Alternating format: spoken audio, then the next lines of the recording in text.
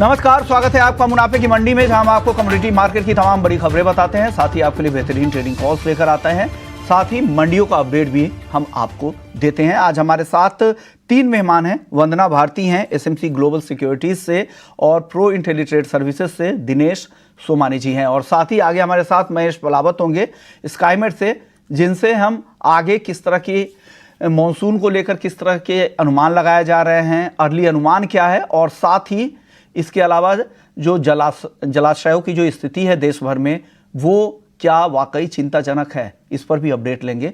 तो लेकिन सबसे पहले आपको अपने मेहमानों से सबसे पहले गोल्ड और सिल्वर की राय दिलवा देते हैं, क्योंकि आज यहाँ पर काफ़ी सुस्ती दिख रही है। गोल्ड काफ़ी सुस्त है, 66,000 के बेहद करीब। वंदना जी, क्या लग रहा है गोल्ड में 66,000 के आसपास क्या करना चाहिए आज? विश्वमान जी, कल मिला जुला डेटा था यहाँ पे, और इसकी वजह से सेफ हेवन बाइंग लौटा है डॉलर इंडेक्स में, और ये 104 के ऊपर है। और कल गोल्ड ऊपरी स्तर पे स्टेबल नहीं हो पाया, और सिल्वर में भी यहाँ पे थोड़ा सा फॉल देखने को मिला। तो मुझे लग रहा है कि इस बार 66,000 का जो आंकड़ा है वो टूटना चाहिए यहाँ पे। मैं यहाँ पे सेल साइड रहने की ही सलाह दूंगी, क्योंकि कल एक अपसाइड आया था, लेकिन स्टेबल नहीं था वहां पे।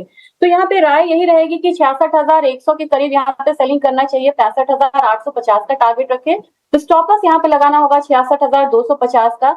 मुझे लग रहा है कि ग्रेजुअली यहाँ पे प्राइसेस जो है बिल्कुल अभी तो अप ट्रेंड में ही है, लेकिन एक बार 65,800 65,700 के करीब जा सकता है। तो आप गोल्ड पर ये मानते हो, और चांदी को लेकर क्या लग रहा है? चांदी की जो आज हल्की नरमी दिख रही है 74,500 के नीचे, यहाँ पर क्या करना चाहिए?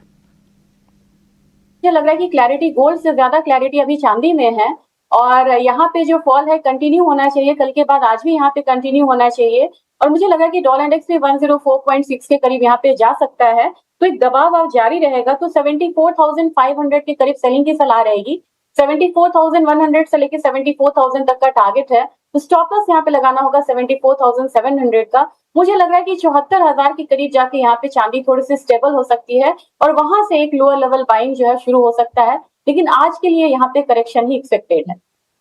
ये सिर्फ ये कॉल है, ये ध्यान रखिएगा। 74,000 के आसपास जब चांदी आ जाएगी, फिर वहां से आप नई खरीदारी भी कर सकते हैं, ये भी वंदना जी कह रहे हैं। तो ये इंट्राडे के लिए कॉल है, स्टॉप लॉस का ध्यान रखिएगा 74,700 के आसपास।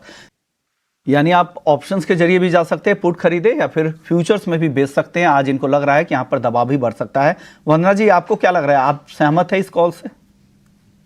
जी विश्वमान जी, यहाँ पे व्यू बिल्कुल सिमिलर है, और मुझे लग रहा है कि अभी bullish factors for the time being यहाँ पे फैक्टराइज हो चुके हैं, और कल एक करेक्शन देखने को मिला था, आज भी ये कंटिन्यू रह सकता है, डिस्पाइट की गैसोलीन की इन्वेंट्री भी यहाँ काफी कम होके आ रही है। तो मेरी भी राय रहेगी कि एक पुल बैक पे 67.75 के करीब यहाँ पे सेलिंग इनिशिएट करना चाहिए। 67.10 का टारगेट रखना होगा, स्टॉप लॉस यहाँ पे लगाना होगा 68.10 का।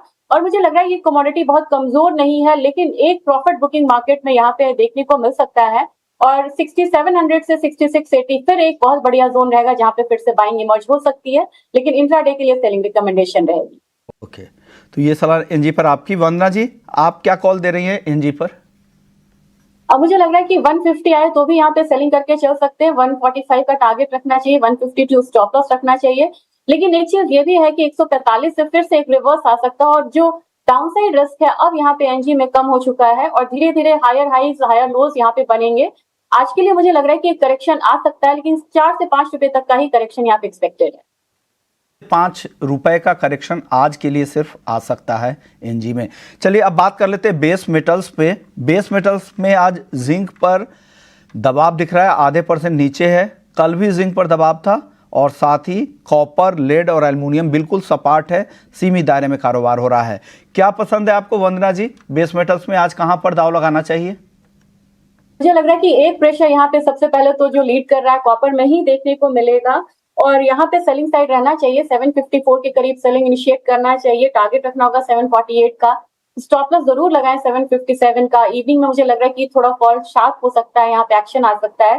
दूसरी कमोडिटी यहाँ पे जिंक है, एक गैप डाउन ओपनिंग देखने को मिला है, मैं चाहूंगी वो गैप फिल होता है तो ही यहाँ पे सेलिंग करे। 217 के करीब सेलिंग रिकमेंडेशन रहेगी, 215 का यहाँ पे टारगेट होगा, स्टॉप लॉस लगाना होगा 218 रुपए का। तो मुझे दोनों ही कमोडिटी में लग रहा है कि प्रेशर आज कंटिन्यू रह सकता है बेस मेटल काउंटर में।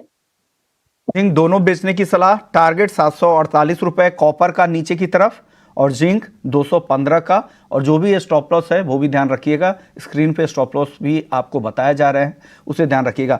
वंदना जी, आपकी राय मसालों पर तीनों ही काउंटर में?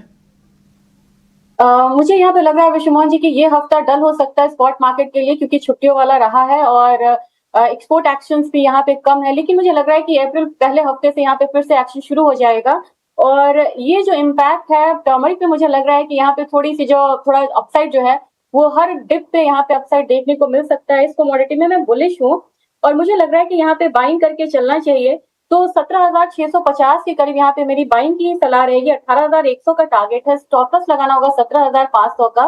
धनिया यहाँ पे मैं बिल्कुल अग्री करती हूँ कि एक बहुत अच्छा एक बेस बना रहा है यहाँ पे। इस कमोडिटी में मैं बाइंग की ही सलाह दूंगी। मुझे लग रहा है कि अप्रैल कॉन्ट्रैक्ट में करीब करीब 76-70 के करीब बाइंग करनी चाहिए। 78.50 का टारगेट रखना होगा। स्टॉप लॉस यहाँ पे लगाना होगा 76.30 का।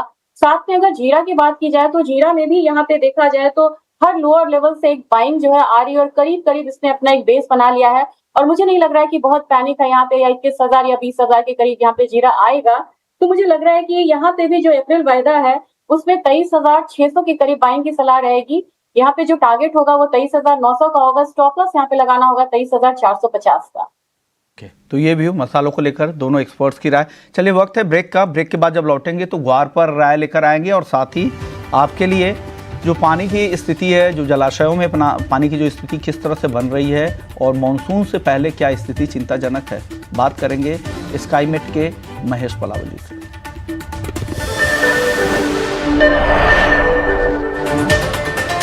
आखिरी सवाल वंदना जी, छोटा जवाब दीजिएगा, कैस्टर का टारगेट और स्टॉप लॉस क्या है आपका? कैस्टर में यहाँ पे सेलिंग की सलाह रहेगी। करीब करीब 6,025 के करीब सेलिंग करना चाहिए। यहाँ पे जो टारगेट होगा वो 59.50 का होगा। स्टॉप लॉस यहाँ पे लगाना होगा करीब करीब 6045 का। ओके। शायद आपने जो कॉल भेजा था वो बाई साइड के थे, 6,045 पे आपने खरीदारी की सलाह थी, तो कॉल अलग दिख रही है, इसलिए मैं एक बार वापस से आप लेवल बता देंगे और ये स्क्रीन से कैस्टर के कॉल हटा दीजिएगा।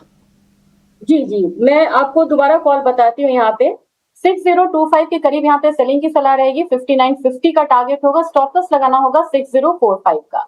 ओके, यानी सेल की सलाह है, जो स्क्रीन पे चल रहे थे वो सही नहीं थे, वापस से वंदना जी ने करेक्ट किया है। शुक्रिया वंदना जी आपका, दिनेश जी आपका, आप लोगों ने वक्त निकाला।